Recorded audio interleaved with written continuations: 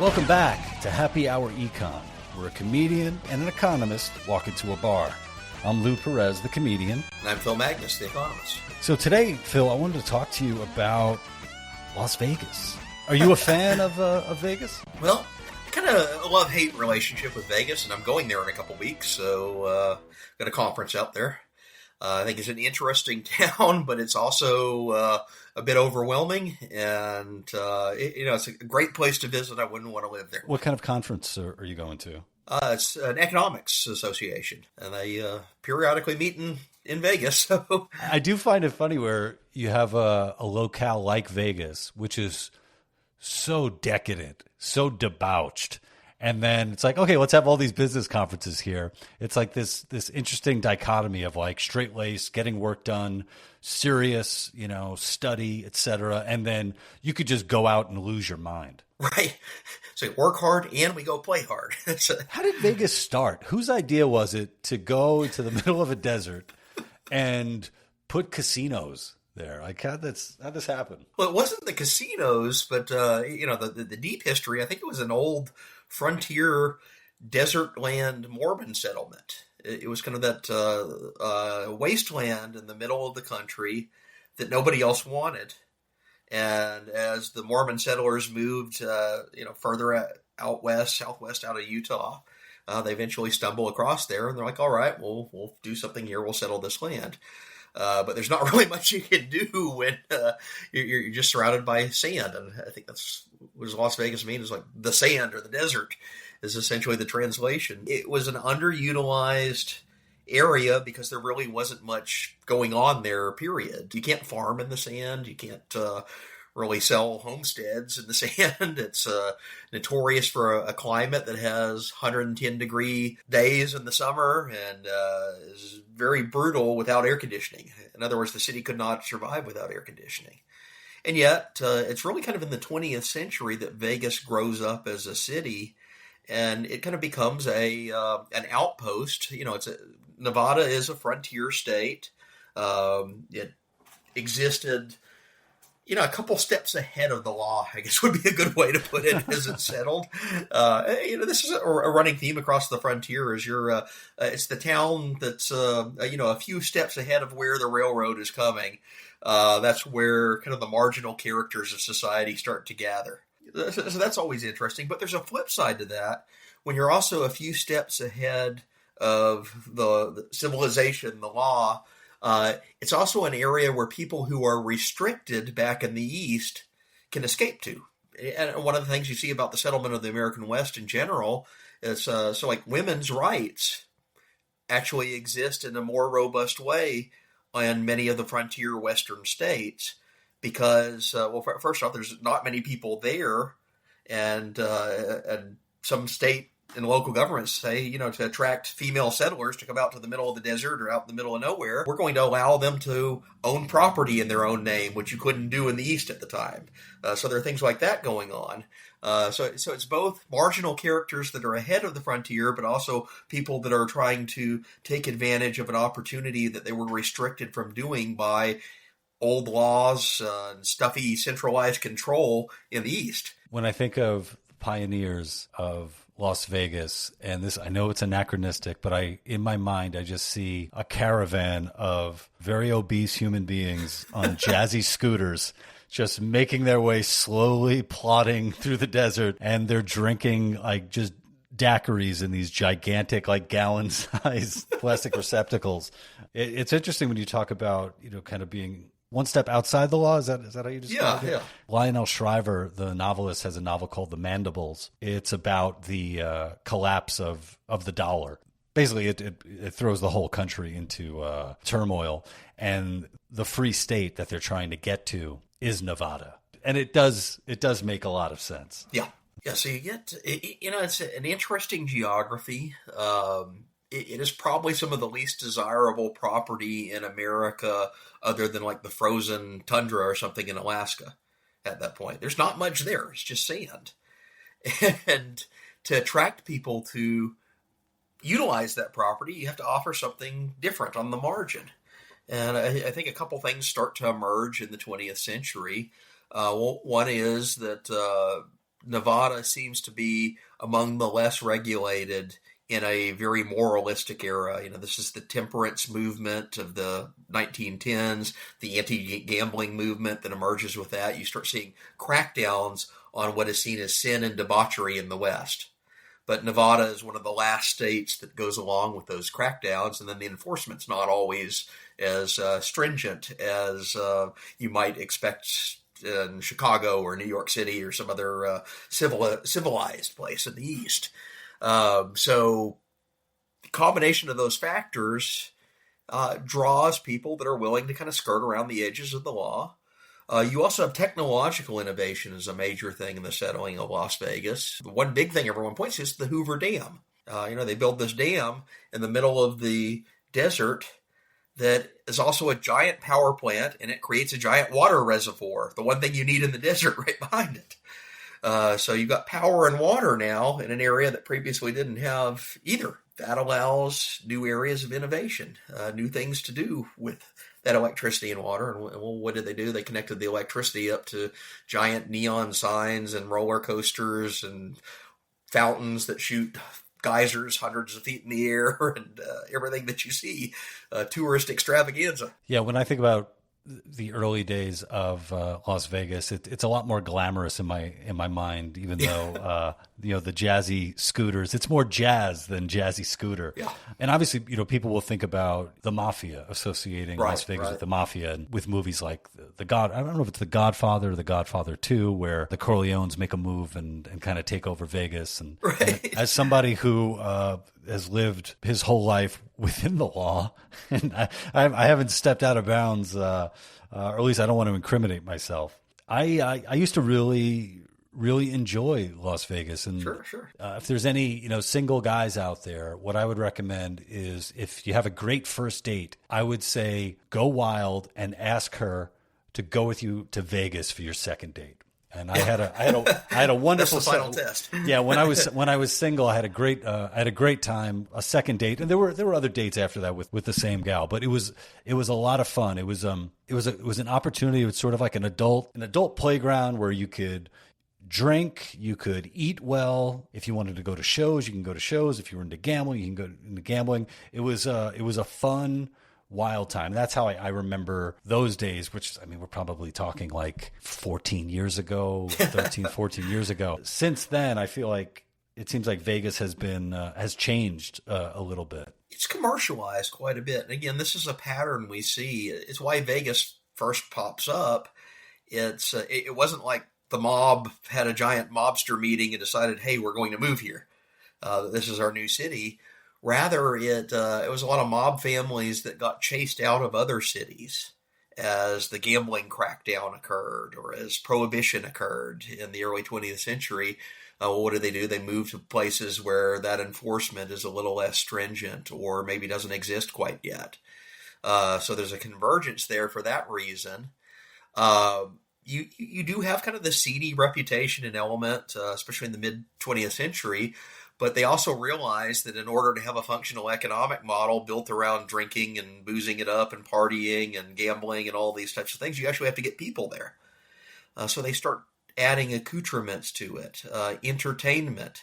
It's like, hey, let's build a giant concert venue attached to this hotel.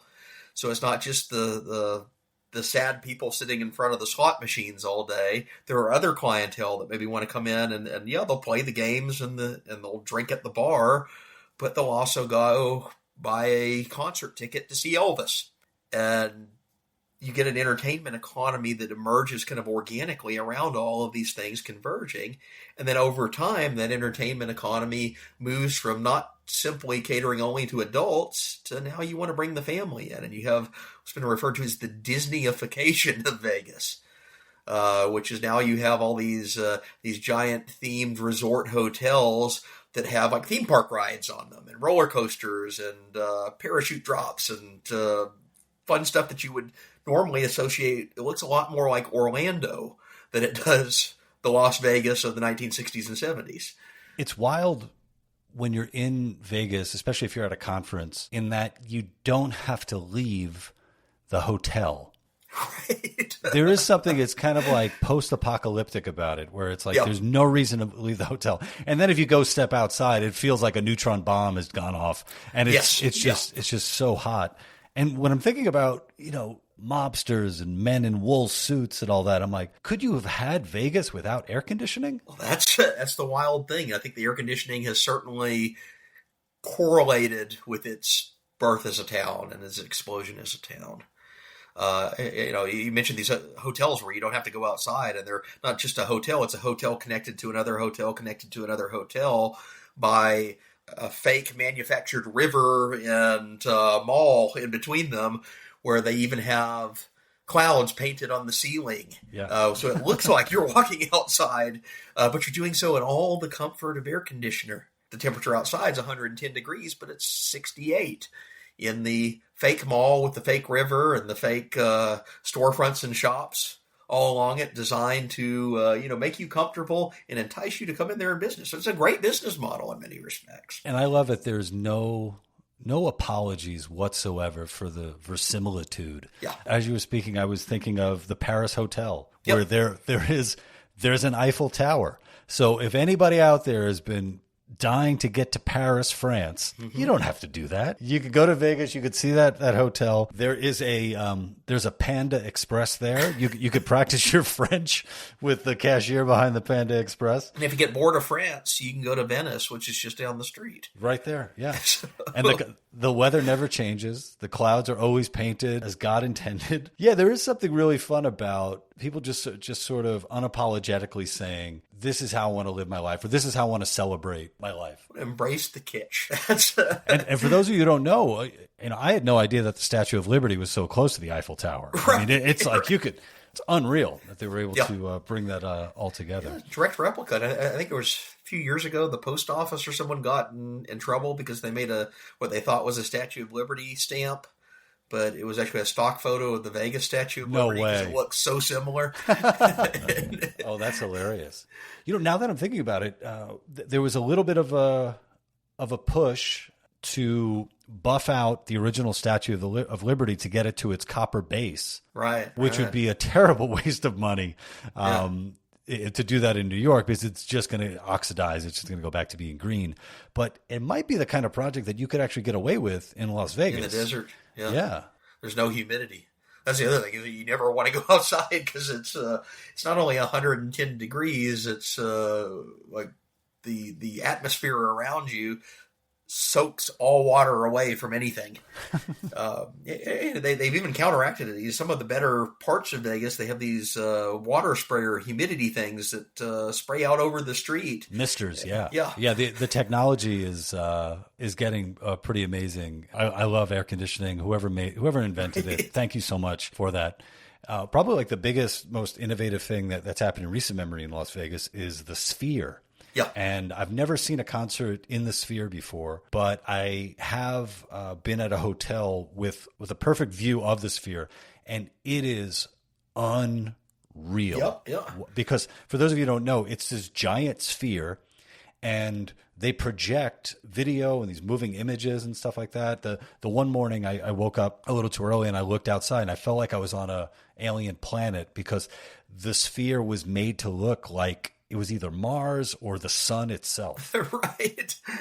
Right. You can sit in your hotel room and watch this thing. It's like a giant ball that's also a TV screen. And there are shows that are projected to the whole city can see it. There are, it changes themes throughout the day. I think one of the more creepy ones, because I had the same thing at a hotel room that overlooked where the Sphere was. And you open the shade in the morning, oh, hello, what is this? And it's a giant eyeball that's blinking at you. So, a little strange, a little creepy, but then a few minutes later, it's a completely different show. And it's just ostentatious, but fun, and fueled by this electricity from the Hoover Dam. And I think the Raiders are now the football team in Las Vegas. So you see a lot of this buildup in Vegas that's exciting, but it seems like they have been experiencing a downturn when it comes to tourism, and I wonder what's behind that. Well, and I think there's a couple things. The one that I follow the most closely is it's a very unionized town. And unions have kind of like a quasi-monopoly over certain types of hotel contracts and guest services. And part of that is, if you want to go to a conference at the such and such hotel, it uses the same audio-visual company that every other hotel uses, and they can basically set their own prices. And to get a PowerPoint projector set up for your room, you get like a 20-year-old projector, and they charge you $10,000 or something to run it for the conference in that room for the weekend. Why couldn't I go to Walmart and buy my own projector for $50? And there's our contract doesn't allow that. I think there's been a stultification of some aspects of the Vegas economy by the fact that it's a very entertainment union driven town that has reduced some of the competition that might otherwise naturally emerge in another tourist destination. And they're reaping some of the repercussions of that because it just drives up cost. And it looks like they're going to have 4 major sports teams. Yep, because they raided Oakland, and I know this because Independent Institute where I work. We were based in Oakland, California. First we lost. They raided the Raiders, and a few years later, the Oakland A's, the Athletics. Although I think they're temporarily located in Sacramento right now, waiting for the stadium to be built in Las Vegas to move there. And then on top of that, they've got NHL hockey team that was their expansion that they moved there. Wow, I imagine the athletes themselves must like the move because there's no state income tax as far as Nevada's still a relatively cheap place to live, and that's some of the successes of it as a state. Historically, it hasn't had the biggest government. It's not like neighboring California. It's a mostly desert state, mountains and deserts. And you can see this other parts of Nevada, like the Lake Tahoe area. The line between Nevada and California is very clear, and you can see what's on one side of the line, what's on the other side of the line, and it completely affects the business climate. Yeah, I wonder too, over the past, I would say 10 or so years of me going back and forth to Vegas, I've kind of noticed that it seems like quality of service is kind of down. Yeah. Prices are up. At first it was like, oh, maybe it's just me. But then it started to kind of like make sense because I feel like people are definitely making different choices now in their lives. Right. I don't think as many people are gambling as they used to be, or if they are gambling, they might be doing more gambling like on their phone or on their computer, which you don't have to go to Vegas to do that. You don't have to sit in the bookie lounge in Vegas. Now you can dial into an internet site. So it's kind of like when I was going there in my heyday, the gamblers were subsidizing me. Yeah. It was sort of like the hotels were going to make bank on the gamblers, and because of that, they were able to give me a way cheaper breakfast. Right. So that was the old business model. Is you try to draw the gamblers in, park them in front of the slot machine or the video poker, or whatever it is, and they're feeding money into the machine all day. And if your business model is that's your main margin is what they're losing at gambling, you want to keep them there. So you start serving them free drinks, or you give them a coupon for the buffet, or you have a steeply discounted room to someone to stay at my hotel because I know you're going to be parked down in the lobby gambling for the next 3 days and more than offset the discount that I'm giving you for your hotel. Well, I think that model's changed a bit because the clientele, the customer base, the tourism base of Vegas has expanded. If you're a family with young kids and you're going to Vegas because it's now the Disney World of the West, well, you probably aren't going to be putting those kids in front of slot machines all day to turn out money. I'm just imagining how much money my kids would lose me. Yeah. And you get in trouble with the law if you did that. So what does that mean? It means that it's a different business model you got to pursue now. It's much more like the actual Disney World, where you are paying for a premium room at the hotel that has some special roller coaster or another amenity. You're paying for the fancy ice cream. You're paying for the buffet is no longer a coupon to keep you in the casino to go back to your slot machine. The buffet is like this feast extravaganza where you pay $100 to go gorge yourself for the day. And that's it's a completely different business model, and it's all responsive to catering to different clienteles. I do worry. I think one of the caveats there is, if you go too far in that other direction, and then you ossify it in union contracts and non-competition clauses and hotel arrangements for conferences and things like that, you actually end up just driving up the cost, and that's passed on to the consumer in ways that suddenly they stop coming to Vegas as much. I do wonder how Vegas is looking to adapt, because obviously businesses are individualized, et cetera, but they all are kind of reliant on one another, right? And I wonder what will kind of the standard operating procedure be for Vegas 5 years from now, 10 years from now. It seems like a diversified economy. They still cater to the gambling addicts that sit there at the slot machine all day pulling the handle. But at the same time, they cater to children now that want to go and see characters and stuff standing on the street, want to go to the family venue that has a theme park attached to it. So it's a little bit of everything that I think is going in there. And in a diversified economy is a way to cater to multiple groups. It also means that you bring in a large family and they all have different interests, or a large conference and they all have different interests. Some want to be in Vegas, so they do their conference work during the day and then they can go see a concert or a show at night. Others want to be in Vegas so they can do their conference in the day and go hang out at the bar at night, or get a good meal, or go gamble. So a multitude of interests are different ways. They're part of the business model to capture all the different tourist goals.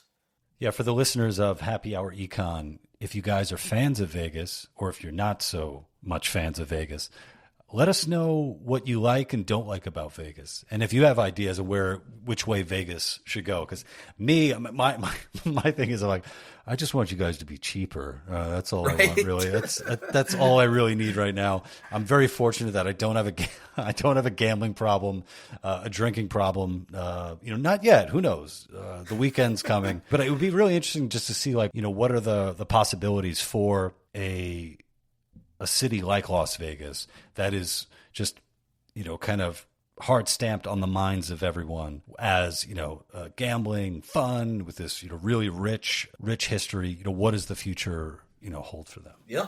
Well, ladies and gentlemen, we want to thank you for gambling on this episode of Happy Hour Econ. We hope it paid out. But like they say, the house always wins. And I think Phil and I have won big tonight. We'll see you next week for another episode of Happy Hour Econ.